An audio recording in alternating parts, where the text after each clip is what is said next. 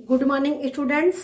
आज क्लास 8 का चैप्टर 4 लेकर के आई हूँ, जिसका नाम है रोग और उनसे बचाव। और इसके पहले मैं उम्मीद करती हूँ कि आपका जो चैप्टर 3, चैप्टर 2, चैप्टर 1 आपके पूरे हो चुके हैं और आपने उसके कॉपी में नोट डाउन कर लिया है। तो आप जो है इसी तरह से ये नेक्स्ट ऐसे टॉपिक जितने आपके चैप्टर है मैं सारा कवर करा दूंगी, और उस क्वेश्चन का आंसर जो पीछे दिया रहता है उससे जो क्वेश्चन दिया रहता है उससे इसमें आंसर जो इसमें रहता है उसी से ढूंढ करके आप उसमें से लिख लिया करिए। अब चलते हैं अपने वीडियो की तरफ। देखिए, हमारा है होम साइंस में चैप्टर 4 रोग और उनसे बचाव। देखिए, रोग किसे कहते हैं, सबसे पहले जानते हैं कि रोग क्या है। तो देखिए, रोग क्या होता है कि शरीर की विकारग्रस्त अवस्था को ही हम रोग कहते हैं। क्या कहते हैं? शरीर की विकारग्रस्त अवस्था होती है, यानी जब कह सकते हैं जब हमारे शरीर में कोई विकार उत्पन्न हो जाता है, हम रोगग्रस्त हो जाते हैं, हमारे अंदर जो है बैक्टीरिया या वायरस जो है अटैक करते हैं, जिसकी वजह से हम बीमार हो जाते हैं, और उसी को क्या कहते हैं? हम रोग कहते हैं। अब देखिए रोग हमें कब होता है? जब हमारा शरीर दुर्बल हो जाता है। दुर्बल का मतलब जब हमारा शरीर कमजोर हो जाता है तब हमें क्या होता है? रोग हमारे शरीर में उत्पन्न हो जाता है।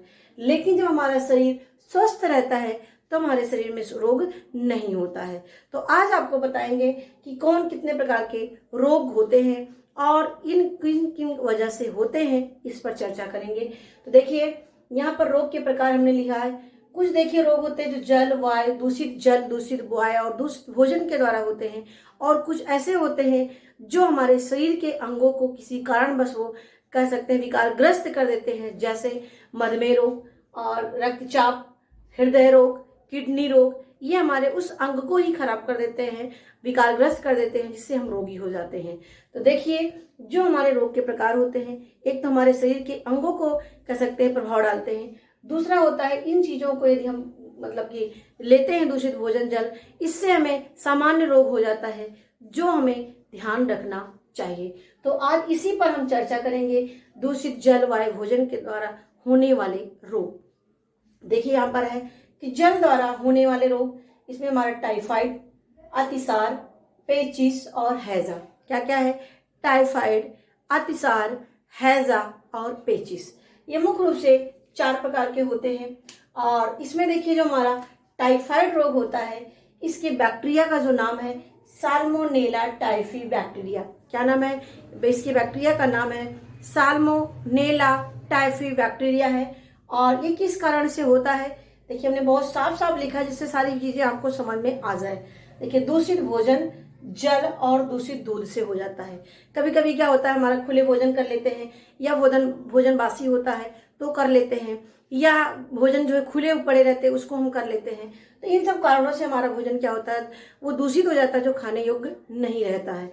तो हम उसको ले लेते हैं, या दूषित जल पी लेते हैं, और उसके बाद दूषित दूध होता है, यानी कहने का मतलब ढका हुआ ना हो, पकाया ना हुआ हो। तो इन सब कारणों से यदि हम इसको ग्रहण करते हैं तो हमारे अंदर टाइफाइड नामक रोग हो जाता है। अब देखिए, इससे क्या होता है कि जो हमारी आहार नली होती है, इसमें विकार उत्पन्न हो जाता है, जिससे हमारी जो आंत होता है वो प्रभावित होता है। अब इसमें लक्षण क्या होता है? सबसे पहले सर्दी, जुकाम, फ्लू से इसकी स्टार्टिंग होती है, यानी हमारे शरीर में सर्दी हो जाता है, जुकाम हो जाता है, फ्लू जैसे रोग मतलब फ्लू हो जाते हैं, शुरुआत इसी से होती है। और इसमें क्या होता है? तेज बुखार आता है। क्या होता है? तेज बुखार आता है इसमें। और हमारे शरीर का जो टेम्परेचर होता है वो घटता बढ़ता रहता है। देखिए, हमारा नॉर्मल टेम्परेचर कितना होता है? 98.4 डिग्री फ़ारेनहाइट। कितना होता है? 98.4 डिग्री फ़ारेनहाइट, या 37 डिग्री सेल्सियस। चाहे सेल्सियस में आप 37 डिग्री सेल्सियस कहिए, चाहे आप फ़ारेनहाइट में 98.4 डिग्री फ़ारेनहाइट होता है। इससे जब ज्यादा होता है तो बढ़ता है, इससे जब कम होता है तो घटता है। तो कहने का मतलब, जब हमारे अंदर टाइफाइड होता है, इससे क्या होता है? हमारे जो शरीर का तापमान है इसमें बढ़ोतरी होने लगती है, या इसमें घटने लगता है। इसी को क्या है? हमारा टाइफाइड में ही होता है। और इसमें कभी कभी क्या होता है? शरीर पर दाने भी पड़ने लगते हैं। क्या होता है? शरीर पर दाने भी पड़ने लगते हैं। उल्टी, दस्त या कब्ज होने लगती है, यानी किसी को उल्टी दस्त होता है, या किसी के पेट में कब्ज सा बन जाता है। तो इसके लक्षण है, यदि इसके लक्षण दिखाई पड़ते हैं तो हमें इसके देर नहीं करनी चाहिए, बल्कि हमें डॉक्टर से संपर्क करना चाहिए। तो ये हो गए इसके लक्षण, कारण। अब आते हैं इसके उपचार पर। इसमें क्या है, हमें डॉक्टर से संपर्क करना चाहिए तुरंत, और हमें सफाई पर विशेष ध्यान देना चाहिए, क्योंकि हमारे दूषित भोजन, जल और दूध से होते हैं ये, तो इस सफाई पर विशेष ध्यान देना चाहिए। इसमें हल्के भोजन देना चाहिए, उबाल कर पानी देना चाहिए, और दलिया, खिचड़ी या साबूदाना, इन सब चीज़ों को हमें देना चाहिए, जिससे रोगी ठीक हो जाए। और धीरे धीरे तब मात्रा और भी चीज़ें देनी चाहिए। तली भुनी चीज़ें इसमें नहीं देनी चाहिए, मिर्च मसाले वाली चीज़ें इसमें नहीं देनी चाहिए। तो इन बातों का हमें ध्यान रखना चाहिए। तो ये हो गए आपके टाइफाइड से होने वाले रोग। अब आता है हमारा अतिसार। अतिसार को हम क्या बोलते हैं, डायरिया। क्या कहते हैं, अतिसार को डायरिया कहते हैं। और यह रोग भी दूषित जल एवं भोजन से होता है। यानी हमारा डायरिया, जिसको हम हिंदी में अतिसार कहते हैं, ये किससे होता है, दूषित जल और भोजन से होता है। और इसमें क्या है, इससे जब लगातार ये होता रहता है तो हमारे शरीर में पानी की कमी हो जाती है, क्योंकि इस समय क्या होता है, उल्टी भी होती है और दस्त भी होता है। और मोस्टली से ये 1 साल के लेकर 5 साल तक के जो बच्चों में ये ज्यादातर देखा जाता है, क्योंकि उनके भोजन भी कभी कभी उनके मतलब कि सावधानी नहीं बरत पाते, क्योंकि बच्चे छोटे होते हैं, वो जानकार नहीं होते हैं, तो इससे उनके क्या होता है, वो दूषित जल या दूषित भोजन कर लेते हैं, दूषित दूध पी लेते हैं, जिसकी वजह से जो है उनको अतिसार हो जाता है। और कभी कभी ऐसी स्थिति आ जाती है अतिसार की कि बच्चे की डेथ भी हो जाती है। तो ये बातें हमें ध्यान रखना चाहिए कि यदि हम पढ़ रहे हैं, इसको हमें अपने जीवन में, यानी हमें अगल बगल अपने परिवार में कोई पास पड़ोस में होता है, तो उसको ये सब चीज़ें बतानी चाहिए और खुद भी उसको फॉलो करना चाहिए। तो देखिए इसमें क्या है, शरीर में पानी की कमी हो जाती है। क्या हो जाती है, शरीर में पानी की कमी हो जाती है, क्योंकि बार बार उल्टी भी होती है, दस्त भी होता है, और इसके साथ साथ जो है नमक की भी कमी हो जाती है, और जिससे हमारे दस्त के माध्यम से, उल्टी के माध्यम से सोडियम भी इसमें निष्कासित होता है, जिसके लिए देखिए बच्चों को ORS घोल भी देते हैं, नमक, नींबू, चीनी, पानी घोल देते हैं, इलेक्ट्रॉल का घोल देते हैं, इससे हमारे शरीर में पानी की पूर्ति हो जाए, और जो हमारे खनिज लवण की कमी होती है वो भी पूरी हो जाती है। तो इसमें है, और इसमें रोगी को जो है चावल, पका केला, मूंग की खिचड़ी और ये सब देनी चाहिए, हल्के हल्के भोजन देने चाहिए, और जिससे उसका जो है पहले उल्टी और दस्त रुके, उसके बाद धीरे धीरे और चीजें देनी चाहिए। और पानी इसमें उबाल कर देना चाहिए, क्योंकि दूषित जल और दूषित भोजन से ही होता है, तो हमें पानी को उबाल कर ही देना चाहिए। तो ये हो गए हमारे अतिसार। अब आते हैं पेचिस, जिसको हम डिसेंट्री बोलते हैं। पेचिस को क्या बोलते हैं, डिसेंट्री कहते हैं।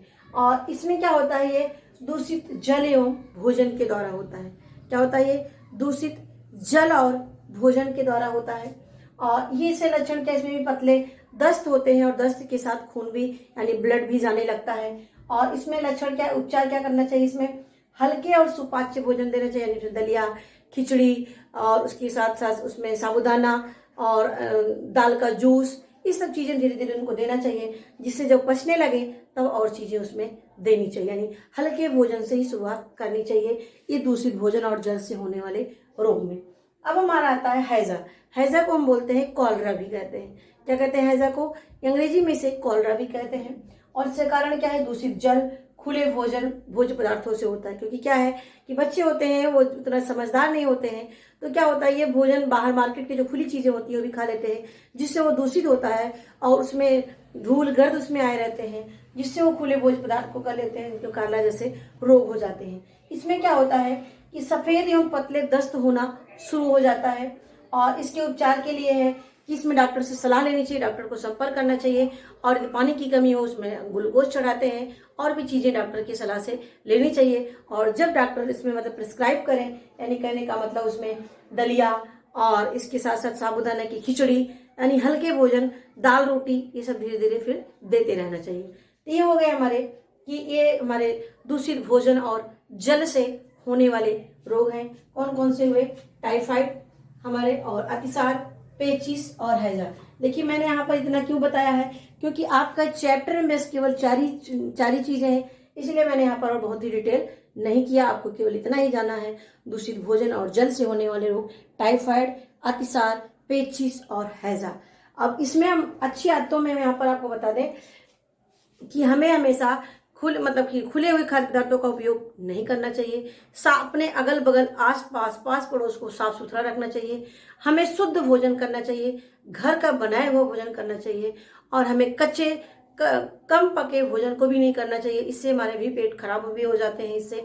और हमेशा जो है कह सकते हैं हमें तली भुनी चीज़ों को ज़्यादा उपयोग नहीं करना चाहिए। घर की बनी चीज़ें, हल्के भोजन, हल्की चीज़ें खानी चाहिए। और जो पचने योग्य हो, कभी कभी क्या होता है हम बहुत ही गरिष्ठ भोजन कर लेते हैं जो हमारे शरीर में पचता नहीं है, तो इसे हमें गरिष्ठ भोजन नहीं बल्कि हल्के भोजन जो सुपाच्य हो उसको हमें उपयोग करना चाहिए। सामान हमारे जो भी भोज्य पदार्थ हो उनको हमेशा ढक कर रखना चाहिए। और उनको जैसे हमारा पानी हुआ तो पानी को हमें ढक कर रखना चाहिए, क्योंकि ऐसे छोटे छोटे जीवाणु होते हैं जो हमें आंखों से दिखाई नहीं पड़ते हैं, वो हमारे जो भोजन होते हैं उसमें आके गिर जाते हैं। यदि हम उस भोजन को लेते हैं तो हमारे शरीर में क्या होते हैं, रोग हो जाते हैं। तो इन सब बातों का हमें ध्यान रखना चाहिए। हमें अपने भोजन को, जल को, इन सब चीज़ों को साफ सुथरा रखना चाहिए और साफ सुथरे तरीके से हमें प्रयोग करना चाहिए। तो ये हमारी वीडियो यदि अच्छी लगी होगी तो लाइक करिएगा, और भी जो आपके दोस्त हैं उनको भी इनको शेयर करिएगा, और हमें कमेंट बताइएगा। मेरी वीडियो देखने के लिए आपको धन्यवाद।